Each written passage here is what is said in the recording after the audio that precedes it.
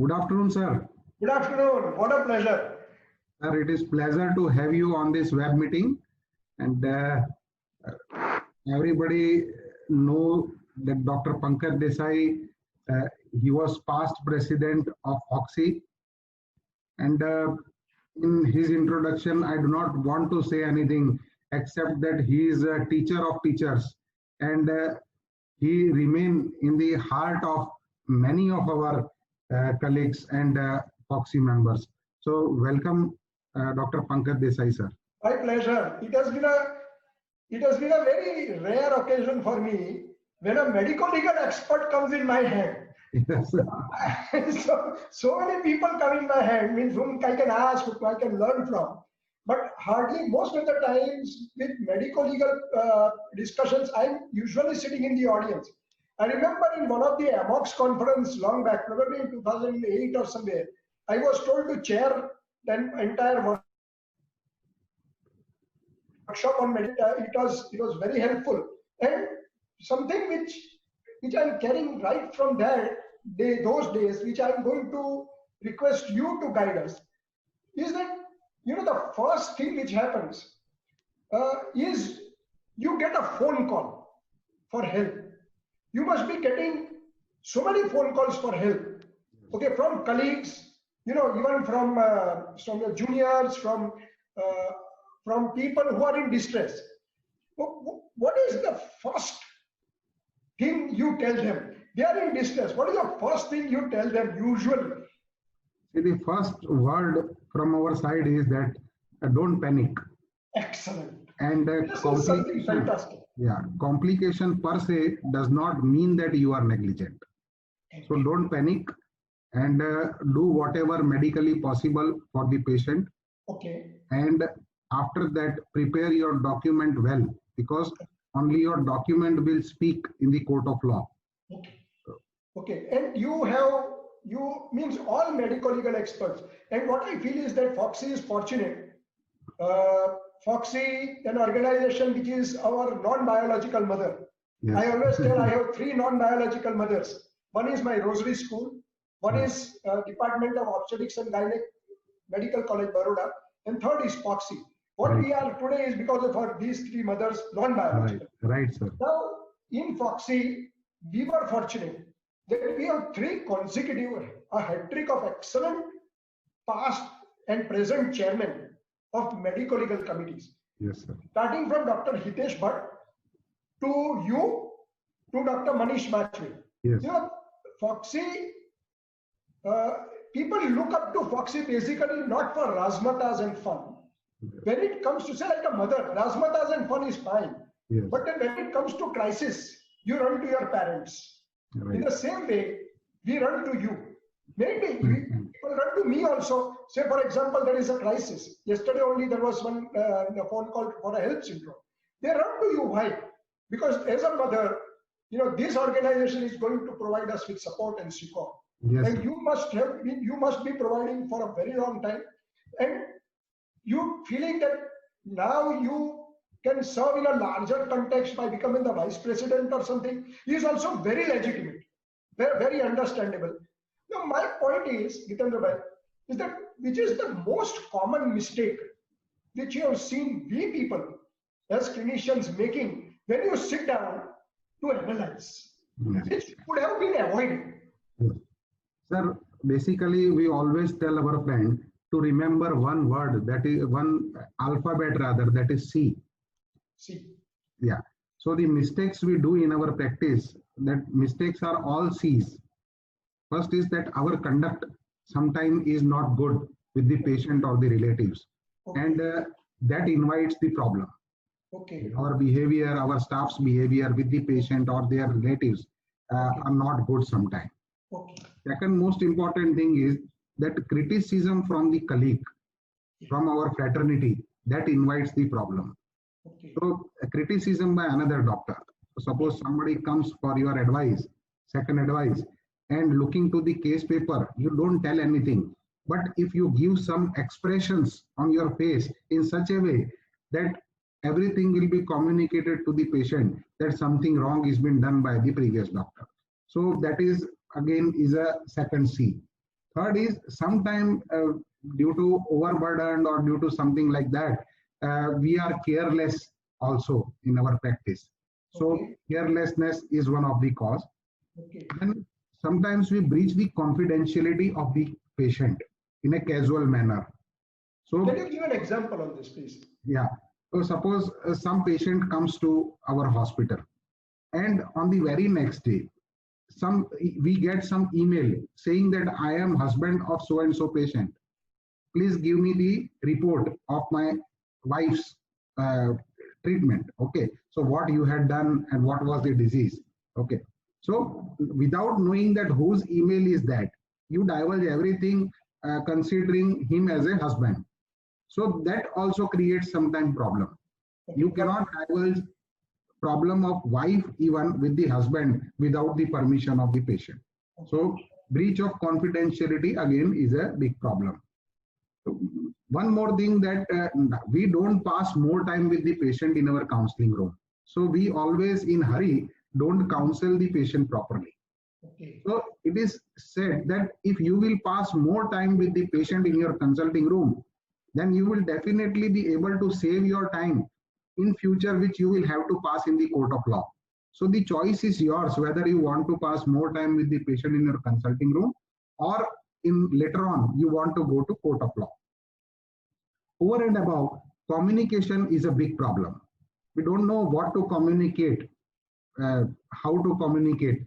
So communication is an art which nobody is teaching us in our medical school. So communication is an art, and what to communicate, how to document the communication, that is an art. So communication is the base of the practice. Then whenever there is any complication, whenever there is any disability, or whenever there is any death, so you must apprehend in such situation that you are going to be in some problem. Last but not least, the last C is consent. So consent nowadays is very important. So in consent, what should be the consent? See, 99% cases we have seen that the consent taken by the doctor is not as per law.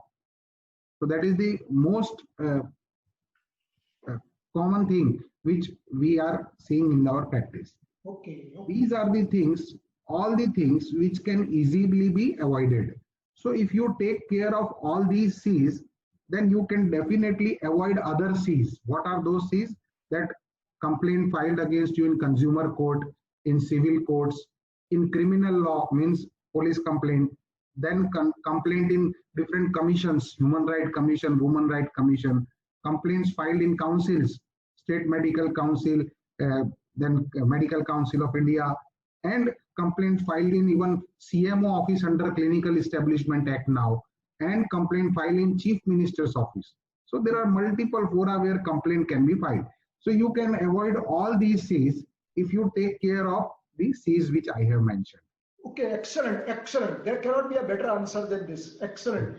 Can I quickly, as a beneficiary of this discussion with you, yes, very quickly enumerate and summarize? If I have missed something, please tell me.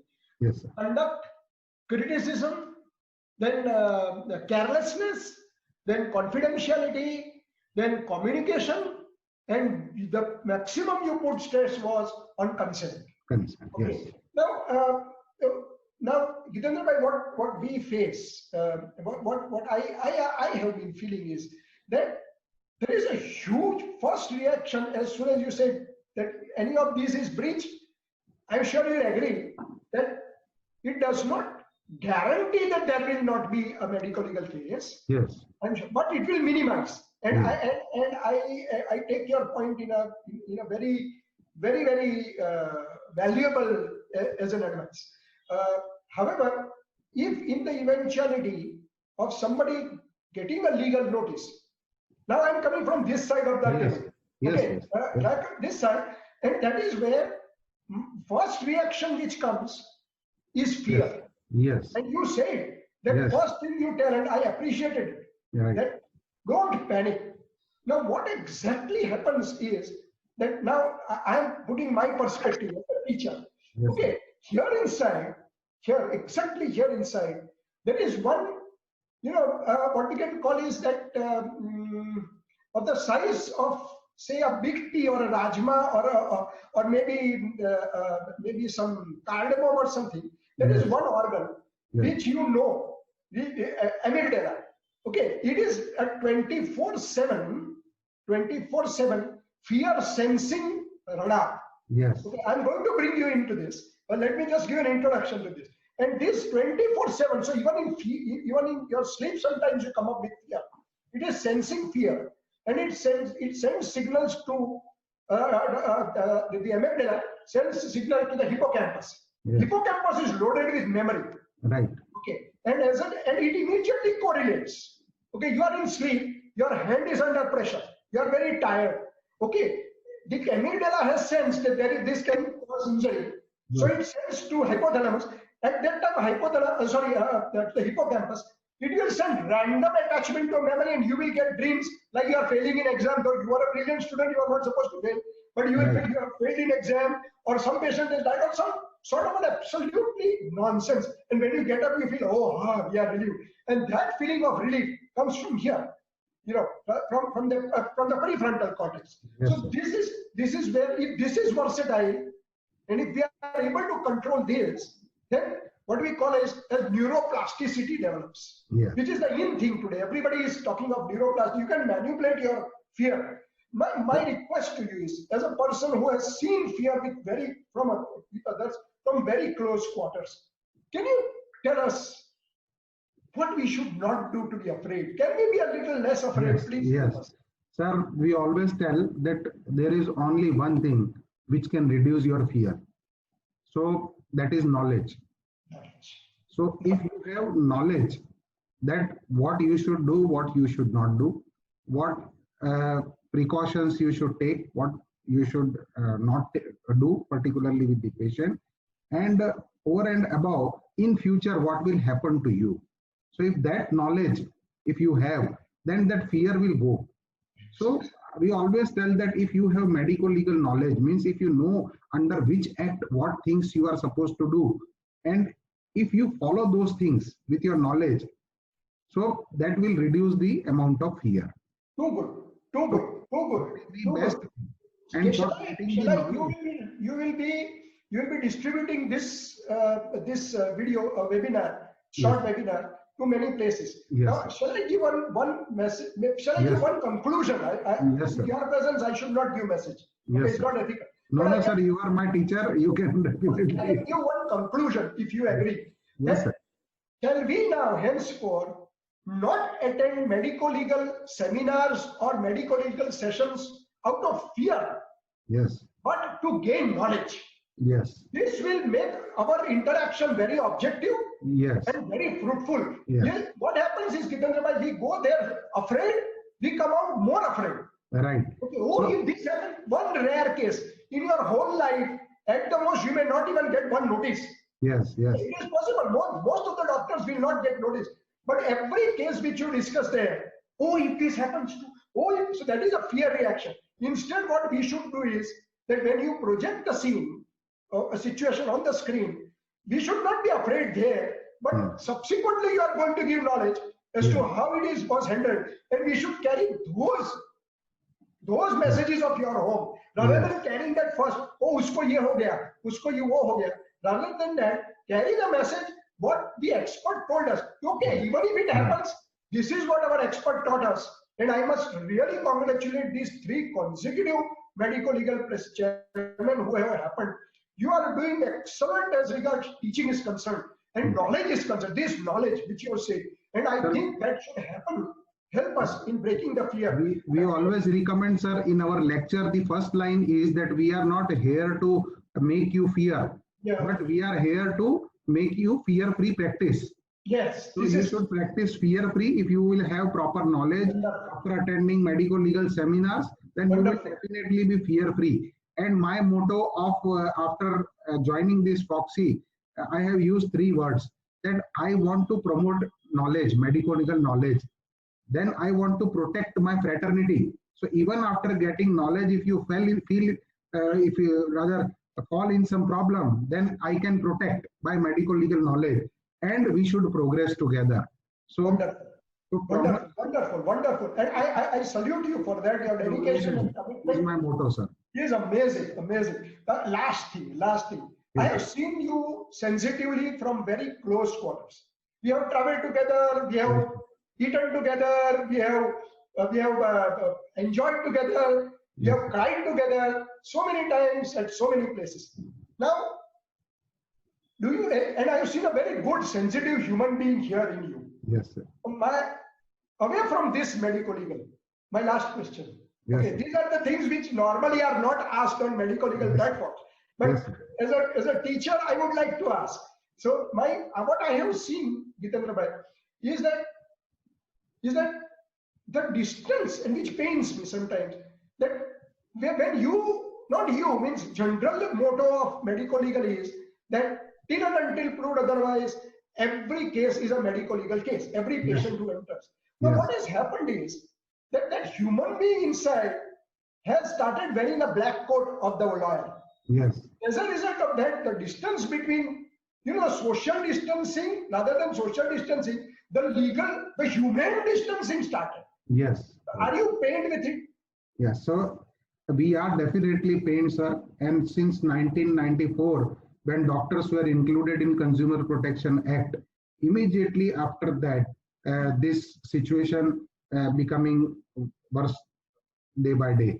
So now there is a failure of faith or lack of faith in between patient and doctor. Previously, doctors were considered as God, but now they are being considered as service provider as per law.